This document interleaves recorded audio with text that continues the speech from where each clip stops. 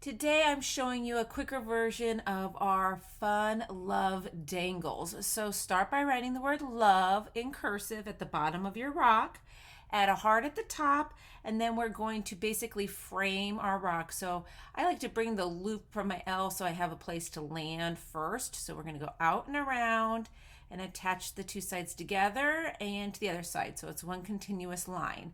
Now it's time to add on our dots and dangles. So you can really have fun with this. Add little swoops and curls. Add as many little dots as you want to. We're going to fill them in with a dotting tool, so having a line in the center of your dot doesn't hurt. You can add arches. You really just experiment and play. You can always come back and add more dangles as well. Just make sure the outer edge of the shapes is what you like the look of. As you see, I added a second heart because I wanted it to be bigger.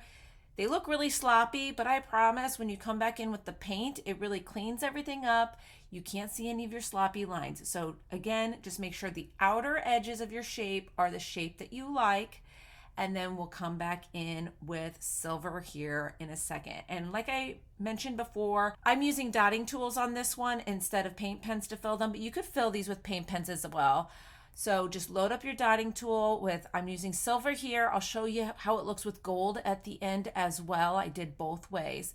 Here's a quick little tip though. When you're filling in your hearts with a round dotting tool like this, I like to put a dot at the upper edges of my heart first, and then I'm going to pull the paint down into the point. It's just a little bit easier because once you lay the dot down, you have less paint on your dotting tool, so you won't flood over the edges too bad. Now, I always come back in with my paint pen at the end and touch up, so if you do mess up and get it over the edges, that's okay.